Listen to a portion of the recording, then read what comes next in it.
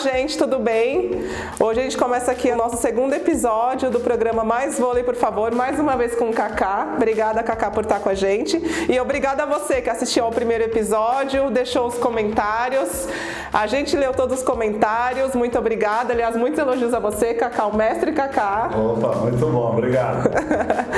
E hoje a gente tem coisas boas para falar, coisas ruins. Você prefere começar com o quê, Kaká? Ixi, hoje vai ser difícil. A gente criou tanta expectativa com o masculino, né? Melhor campanha na fase de classificação e acabou ficando em melhor campanha, Leal, né? Todo mundo esperando o Leal. Por quantos anos a gente estava esperando o Leal? Primeira competição dele com a camisa do Brasil. O time titular praticamente em quadra. Né? E é curioso que na semana passada a gente veio com outro clima aqui para fazer a mesa, por conta de tudo que a seleção feminina passou antes da Viennale e durante a Viennale.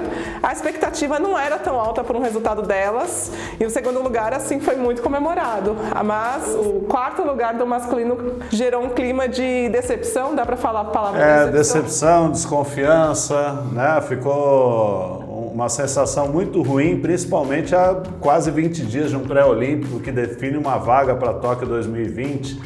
Foi preocupante. O rendimento da seleção brasileira realmente deixou a gente preocupado. Vamos primeiro falar de coisa boa, né? Seleção sub-20 do Brasil está disputando o Mundial no México. Começou aí a primeira fase na cidade de Águas Calientes e segue lá para a segunda fase. O que você tem achado desse time da sub-20 do Brasil? Primeiro é uma pena, né, Vanessa, que a gente tenha o futebol transmitindo o Campeonato Sul-Americano sub-2, né? E o Mundial, a seleção brasileira disputando o Mundial Sub-20, e a gente não tem transmissão, e a gente não tem atenção da mídia, mas a gente vai batalhando. Um dia o vôlei chega no lugar que merece nesse destaque da mídia como um todo. Eu até conversei com a Confederação Brasileira de Vôlei, né, e perguntei por que eles não estão transmitindo, que eles têm um canal aí de streaming. Quem está fazendo a transmissão é apenas a TV local, a TV mexicana. Então também a gente não tem acesso nem às imagens via Federação Internacional de Vôlei. Mesmo não tendo imagem, mesmo não tendo transmissão, a gente vai buscar as informações. Me chama muita atenção que essa seleção é muito alta. A gente até publicou uma matéria no site, né? A gente tem 6 meninas com mais de 1,90m ou 1,90m, 6 de 12, assim, tirando o líbero, 6 de 11. Sempre tem essa discussão, né? Talento versus altura. Você acha que para o futuro é importante ter essas meninas com mais de 90? É importantíssimo, Vanessa. É uma tendência mundial de elevar a média de altura. Isso já vem acontecendo ao longo dos anos. E o Brasil, ele se estabeleceu mais ou menos como uma cultura do vôlei feminino, né? Se for muito alta não vai jogar bem, não tem habilidade. E agora, pela primeira vez, nós estamos investindo na estatura, né? Esse time que o Ayrton conseguiu montar e levar para o Mundial no México é o time mais alto que a gente já teve, né? Então, nós estamos contando com esse aumento da média de estatura para continuar jogando em condições iguais com as outras seleções quando elas chegarem no adulto. Porque uma coisa que precisa ficar bem clara, não importa título de mundial de categoria de base. O que importa, na realidade, é o trabalho que está sendo feito para quando essas jogadoras chegarem à categoria adulta. Não existe uma pressão por elas ganharem. Afinal, o Brasil na categoria sub-20 tem 13 pódiums e 6 títulos mundiais. Só que desde 2007, geração de Natália, Tandara, Camila Bright, imagina que geração, né? Desde 2007 que não ganha esse título mundial. Não existe essa pressão, a gente tem que pensar em trabalho e não em título. Então, é a cultura brasileira, esportiva brasileira, né? Deve-se pensar no trabalho, mas só que existe uma pressão por títulos. Então, por isso que eu falo, é diferente. Os Estados Unidos nunca ganharam o Mundial de categoria de base e sempre estiveram entre os melhores na categoria adulta. O Brasil precisa reformular a formação de base nos clubes, nas escolinhas. Isso que é importante. E não a gente chegar no Mundial Sub-20 juntando as melhores, que não vão ser necessariamente jogadoras da categoria adulta, para ganhar um título de categoria de base.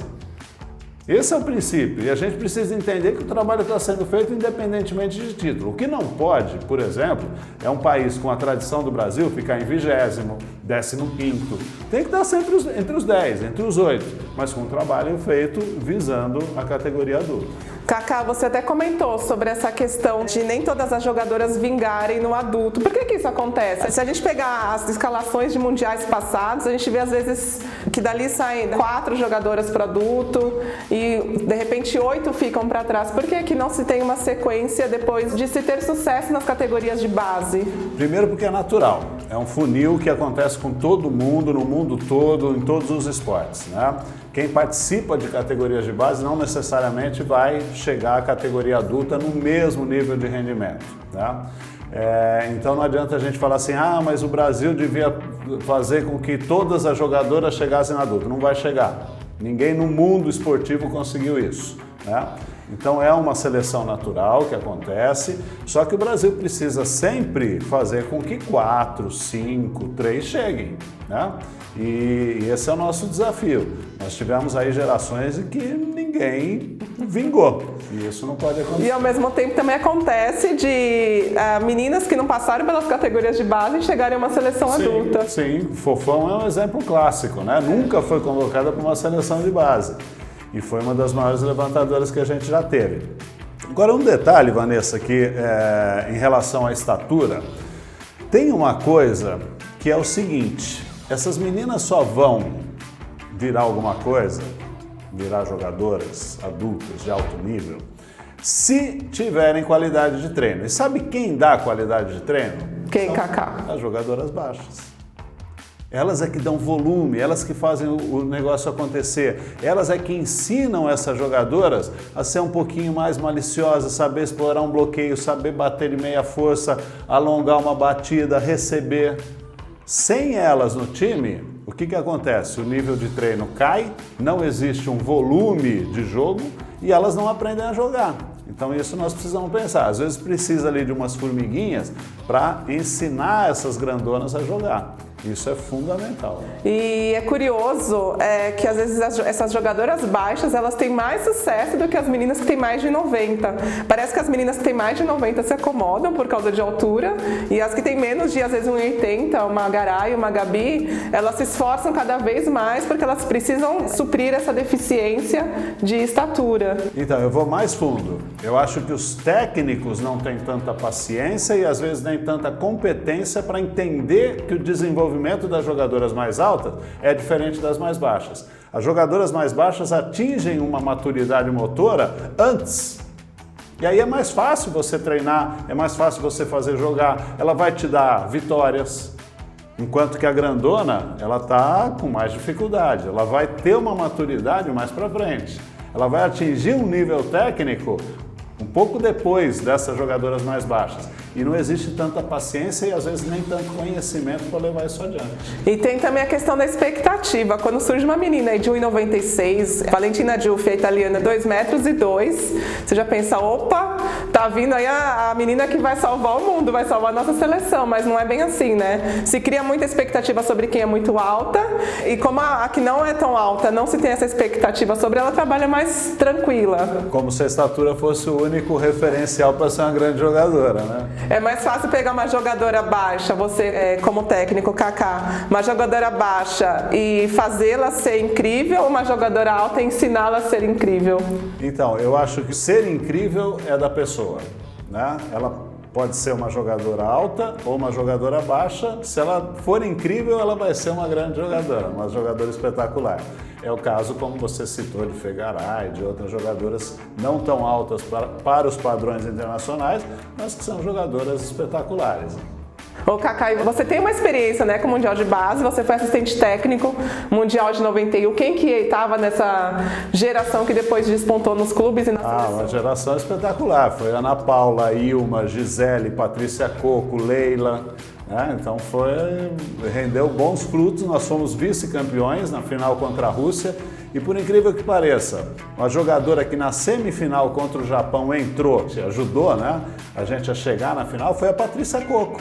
Que é baixa. Que é baixa, não era uma jogadora muito mais alta do que as russas, do que as japonesas, mas que, em vez de querer bater forte, tinha a malícia de explorar um bloqueio, de largar. E quando a Patrícia entrou nessa semifinal, foi onde a gente conseguiu reverter o jogo contra o Japão. O Kaká, a nossa audiência também é formada por muitos jovens, né? Para quem não acompanhou o vôlei nos anos 90, me explica quem foi Patrícia Coco, uma jogadora que fez carreira assim no Pinheiros por muito tempo. Então, ó, você que acompanha agora o vôlei, pensa no Felipe, do Sada Cruzeiro. A Patrícia Coco foi a versão feminina do Felipe.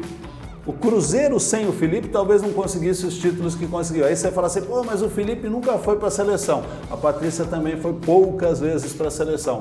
Mas em nível regional, era craque. Não, era craque, que nem você falou, jogava explorando. Às vezes as pessoas acham que atacante tem que só cravar. Ela pontuava da mesma forma, só que explorando. Era um vôlei muito bonito e muito técnico. Exato, sacava viagem já naquela época, tinha essa versatilidade toda. Kaká, e você ali no Mundial de 91, já dava para perceber que uma Leila seria um dos ícones da geração dos anos 90? Sem dúvida, sem dúvida. Leila, Ana Paula, Ilma, elas já mostravam que tinham muito mais para dar, além só um juvenil. Elas já eram diferenciadas, não eram aquelas jogadoras que depois a gente não viria mais falar. Sim, foi uma geração espetacular. Falando então sobre as meninas do Ayrton, a gente tem aqui uma tabela que é impressionante, né?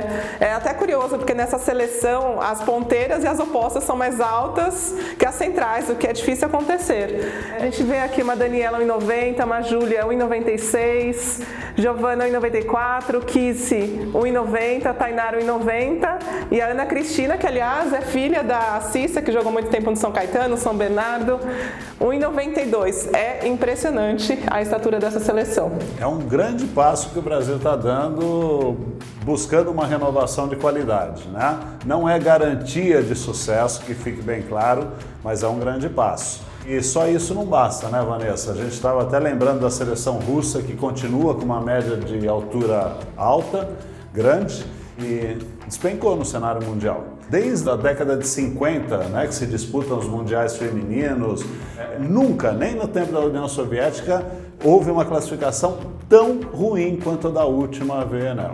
Tanto que a Rússia com Gamova Sokolova, a última grande geração delas, ganhou o Mundial de 2006, ganhou o Mundial de 2010. Depois que elas se aposentam da seleção, Kosheleva e Goncharova não conseguiram manter, né, a Rússia entre as principais potências e, que nem você falou, mesmo sendo uma seleção muito grande, que o bloqueio, você explicou na mesa passada, a cabeça passa da rede. Eu acho que a solução, não vou contar isso para eles, né, eles não vão entender português, mas seria as jogadoras começarem a sair da Rússia. Sair para jogar na Itália, jogar na Turquia, essas jogadoras novas para aprender a jogar, porque é terrível, né? Terrível. Mas a solução também, Kaká, não seria ali, a gente saiu do Mundial Sub-20 e foi para a Rússia, mas vamos continuar, né? O papo tá bom. Não estava no script. A solução ali também não seria trazer técnicos gringos, que eles ficam naquela escola de muitas bolas altas. Sim, é um vôlei ainda muito antigo. Eu tenho uma resistência muito grande, né, na Rússia em relação à evolução. Coisa que não aconteceu com o masculino, curiosamente. O masculino da Rússia começou a retomar o caminho quando passou a jogar como a seleção brasileira, acelerando. Hoje o jogo da Rússia é muito mais veloz no masculino do que no feminino, por incrível que pareça. Não, e no feminino a gente teve, quando elas foram campeãs mundiais, a gente teve o italiano Giovanni Caprara, mas também depois, uma passagem relâmpago, né? Depois não teve sequência e vieram outros técnicos russos e a gente não teve assim um intercâmbio de escolas. Por mais que a Liga Russa receba as gringas, né? As gringas se adaptam ao vôlei russo, né? Exato. Bom, então terminando aqui o assunto Mundial Sub-20, Brasil agora está na segunda fase, na primeira ganhou da República Dominicana, perdeu para o Japão, um jogo que teve enchente, que teve queda de teto, que o jogo ficou parado por mais de 2 horas e ganhou de Ruanda. Agora a gente vem na segunda fase, o Brasil enfrenta Itália, China e Rússia, escolas tradicionalíssimas do vôlei feminino. Agora começa a complicar. Eu gostei muito do Brasil ter vencido a República Dominicana que vem com um trabalho espetacular com o Wagner brasileiro comandando as categorias de base, e o Brasil conseguiu vencer logo na estreia, né? Um resultado muito importante. E o Japão, que sempre é difícil jogar nas categorias de base, né? Não tem aquele jogo chato de defesa E aí o Brasil teve um pouco de dificuldade. Vamos ver agora na sequência, né, Vanessa? A vitória contra a República Dominicana praticamente selou a classificação brasileira para a segunda fase, porque era um grupo de 4, passavam 2, difícil isso, né? Passavam só 2, e agora na segunda fase mesma coisa. Um grupo de 4, também só passam 2, agora os 2 que passarem vão para a semifinal. E sabe por que esse modelo enxuto? Din-din. Ninguém mais tem dinheiro para fazer campeonato muito extenso. Por isso é que as sedes dos mundiais estão sendo divididas. E é curioso que até as sedes do mundiais de base sempre costumam ser em países que têm menos tradição no vôlei.